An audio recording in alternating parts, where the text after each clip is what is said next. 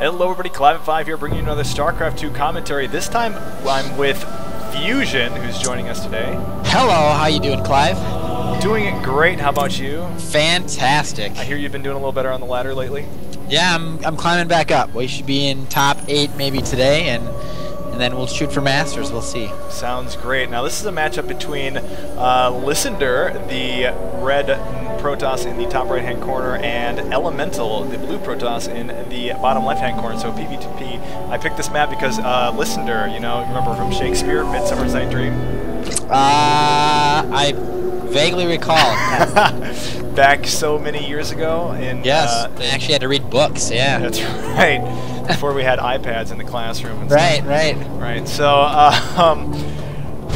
this map, why don't you tell us a little bit about this map? You were just telling me before we started. Yeah, so this is Korhal Compound, and this is actually a user-created map that was featured in the Team Liquid. They had a map tournament, a map-making tournament for map makers, and they offered it was either a $1,000 or $2,000 prize pool for the winner, and so Superman created this map, as well as Cloud Kingdom, which are both in the Season 6 ladder pool, and so it's pretty cool. The community's pretty happy that Blizzard implemented them, and there's a third map called, I can't remember what it's called, but that'll be in Season 7 by the same guy, so he's really a very talented map maker, and this map, both two-player maps, and this map, very beautiful, has lots of nice doodads and stuff on the map that's very pretty. Like there's little buses with Vespa and gas loaded into them. Look at the north Zelnaga Tower. You'll see it sitting there. I don't know what you're looking at there, Clive. Oh, nice. That's cool. Very cool map. Yeah, it's got lots of nice detail and really cool layout to play on. Yeah, and I noticed that when Lysander was scouting, he went kind of around. You said this is a two-player map, and he took kind of an oddball route. Is it because you think he doesn't know the map well, or he's scouting for cheese? That's the thing. That's the one thing with two-player maps, especially in PvP, is that they can do a proxy double gateway and put it somewhere because they know your starting position. So it's very easy to tease, and so players being extra careful just to kind of peek around, just to make sure that there's nothing goofy happening, because you can hide those pylons anywhere. Now you've been telling me about your PvP strategy. One thing that you didn't mention was forge fast expanding against another Protoss. For the most part, it's a terrible idea. Okay, I was questioning. And Elemental's about to scout that out, and he's probably going to laugh.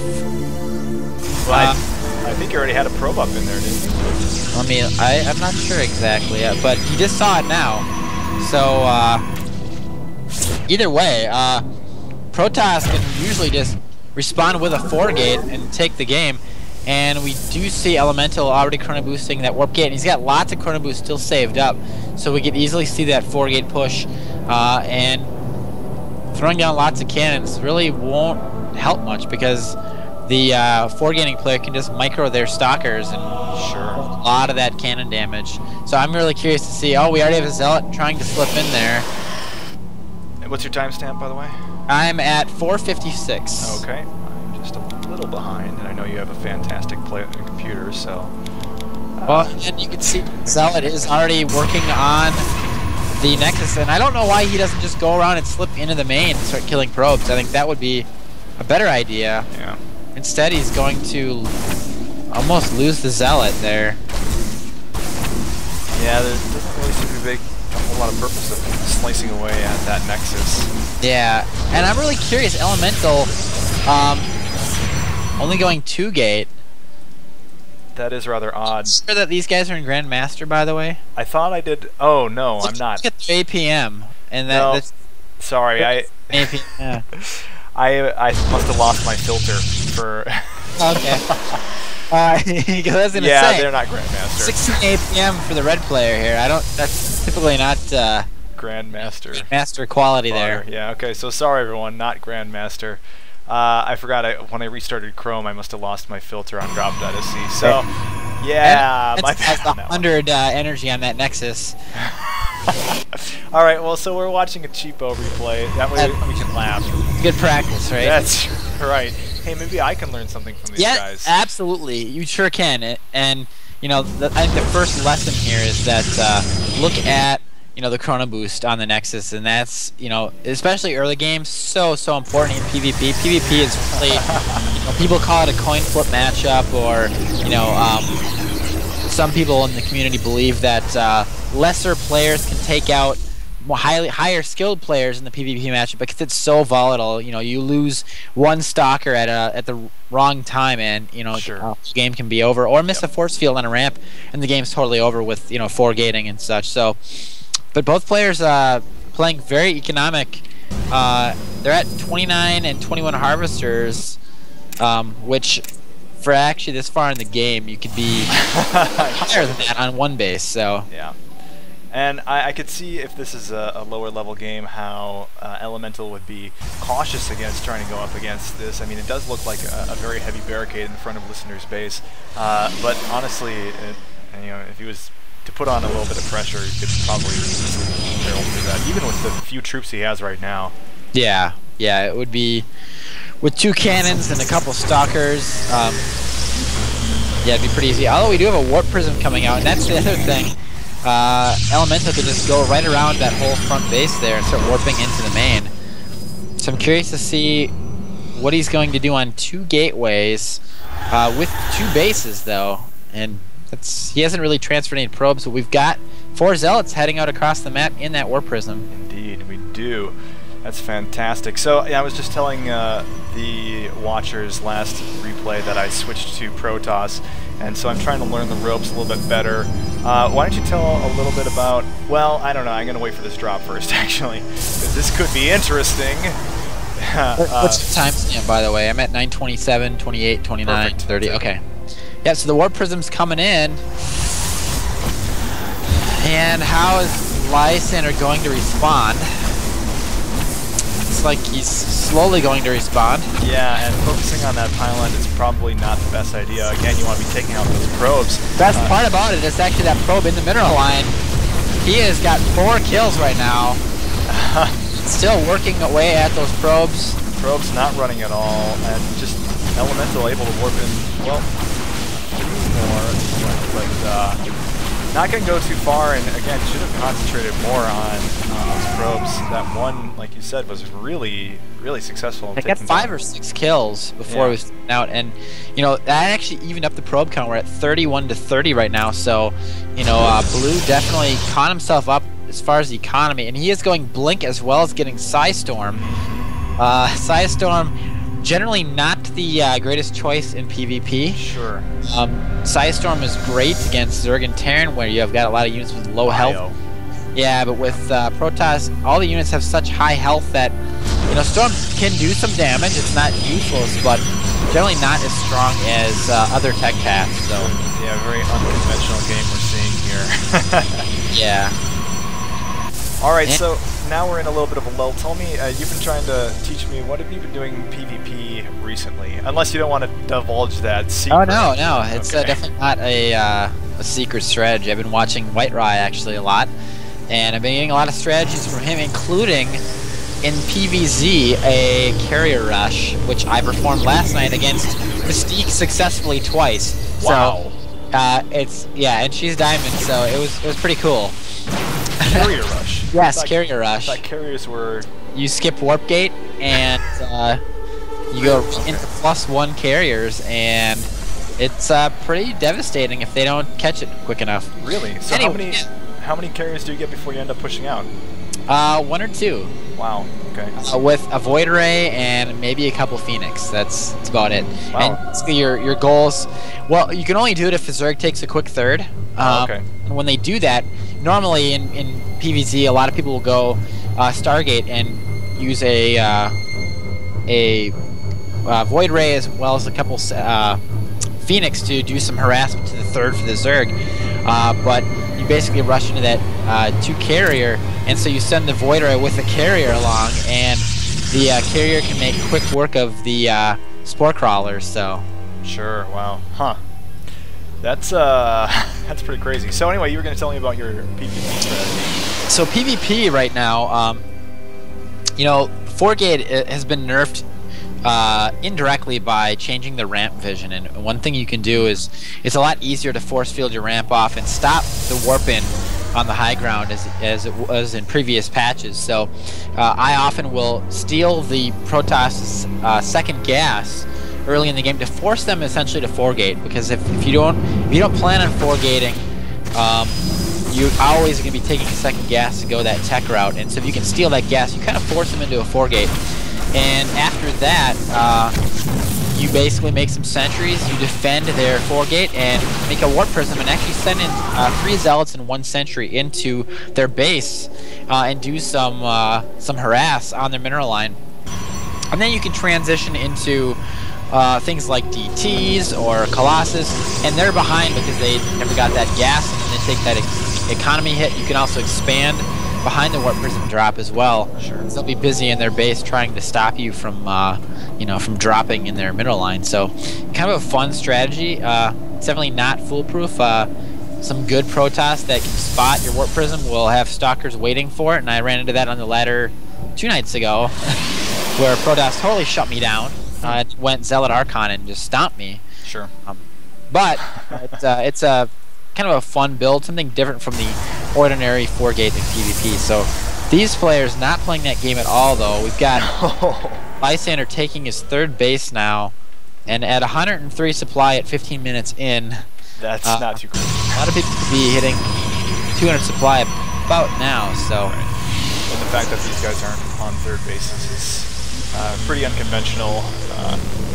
So, back to your point, just all the changes that have been made to Protoss, I think Protoss has seen the biggest change in sort of the metagame since the beginning of Wings of Liberty, in that, Forge Fast Expand has become viable again. Yep. Zealot Archon is really kind of an unexpected, well, in the beginning, Archons were basically useless. Yeah, Archons, like I think it was 2 patches ago, Archons got that +1 range, so they used to have a range of 2. And they changed the splash damage too, right? Well, no, they still had splash. The radius direction of it. It changed. Actually, it's the same. Oh. All it was the range, and what that really did is, before Archons behind Stalkers really couldn't do a whole lot because the Stalker's too wide, and so now they can actually shoot beyond the Stalkers and Zealots. They can actually do some pretty good damage. And then also making them a massive unit made them very viable in PvP because they can actually push over force fields, which is nice. Ooh, we've got a beacon going down for Elemental, so we could see the Mama ship come out. The Mama ship. Yes. Or carriers. That could be a possibility as well. The game that Bone Carlos and I commentated a couple nights ago actually had In Control versus just some other guy on the ladder, and he built a mothership. Well, he was losing at that point, but I'd never seen anyone in Grandmaster actually build a mothership. What was he playing against? Against Zerg.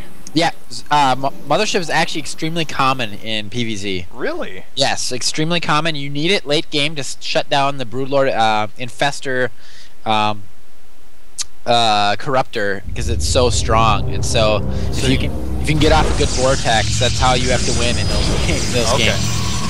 And that's what he tried to use it for, but he totally missed the Infestor Broodlord chunk of the army and ended up pulling in many of his troops, splitting his army in half, and that's what lost the game for him. And sometimes that's actually good that they call it the Archon toilet, and it's still yeah. They nerfed the way units come out of the vortex a while back. Right. They made them immune to damage for about 2 seconds, but Archon's still pretty strong. All the units are very clumped up, so you can have 5 or 6 Archons in that toilet. They can one-shot pretty much anything. So. Yeah, I remember seeing a video very early on with the Vortex and a bunch of Colossus basically surrounding it. Yeah. The entire enemy army got sucked into the Vortex. The Colossus did just a single swipe, and that was the end of the entire army. Yeah, and force fields were involved too, but that was nerfed. Yeah, you could put force fields around the Vortex, so when units came out, they just got funneled down. Yeah, so Psy Storms or whatever would take everything out. So. Yeah. And just a little note about this game again. So we are seeing Lysander starting to move out, but this entire time he's had this observer patrolling back and forth between these 2 bases, and he saw exactly when Elemental started to build that 3rd, and it's just a great tip for early players or not as confident players or whatever. Just use that patrol function. Yeah, absolutely. If you can't, if you have trouble babysitting the observer and constantly following it around, yeah, absolutely. If you can use patrol, that's fantastic. And something I used to do in Blue War a ton. I haven't done so much in StarCraft 2, but it definitely is very helpful. Ooh, nice blink in. Yeah. It's a tough call right now, but I'm going to probably give it to Elemental. Those Colossus, once they're left alone, the mothership is out now. Wow, and that's true. And see, I think Elemental has definitely the air superiority here, so... Yeah, the Colossus don't know what to do. Right, and once those stalkers are gone, they are just sitting ducks, and they are going to get taken out.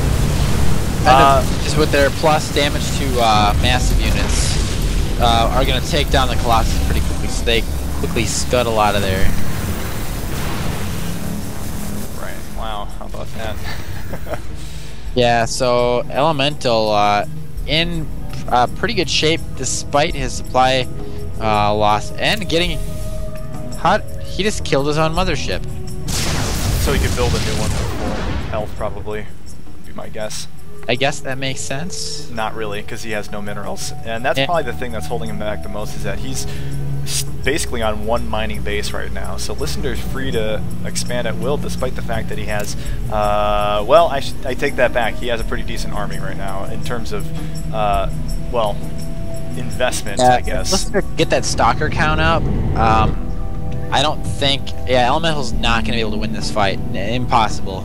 And the Void Rays are good, but he does not have any upgrades on them. They're all 0-0, so... Yeah, he's got the money in the bank, but he just might not have the production capabilities to produce enough. Now starting to engage in the front, and, well, deciding to pull back. Doesn't really like his odds against that Stalker army at this point. And honestly, not sure why he only attacked... Oh, I guess that's all he has, is that small army of Void Rays. And he did remake the mothership, actually. It's on the way. Although 100 energy on both his Nexus right now. And he's taking 4 base now. And then sometimes that's what you have to do. If you're behind, you need to either do something very aggressive to try to get back in or die. So it's like he's going to go send some Void Rays up to the top to put on some pressure. And maybe that'll cause Lysander to turn around. And we'll see what happens here. All right, what's your timestamp currently? I'm at 24:05. All right, great. So yeah, he is putting on the pressure, but it looks like Lysander's just going to go for it. He's going to move in, which is a base trade, yeah. And honestly, it just probably favors Lysander because yeah, he's flipping in units to defend. We do have 1 carrier out for Elemental. Actually has 4 carriers, but I don't think they'll be enough against that many stalkers. Yeah, well, as long as the stalkers don't micro, don't fire at the interceptors, instead focus on the carriers, which they aren't doing yet. Finally starting to move in and attack these carriers. That's something you have to make sure that you do. Not that carriers are used all that often. Oh, the mothership's out again. Hey, that might actually... And I don't think Lysander has any detection, but the mothership's going to go down fairly quick here with no other form of anti-air. And there's really nothing else here to defend against that. Yep, an Elemental. GG's. So yeah, not a pro game, but still a good 28 APM for the red player there. Hey, that's not bad. Well, they did readjust it, and they haven't switched it back yet, so we don't really know what his adjusted APM they show APM both is. now. What's that? They show both. Oh, really? Yeah, there's EAPM, or EPM and APM. What the hell is EPM? That's the old they got it backwards, so EPM is actually their APM, and APM is still the old style. So, all right. Well, that was a good learning lesson, I should say. And thank you for joining me on this. There was a lot of good tips from you, and a lot of good tips for beginning Protoss players as well. So, all right, great. Thanks for commentating with me, and catch us next time.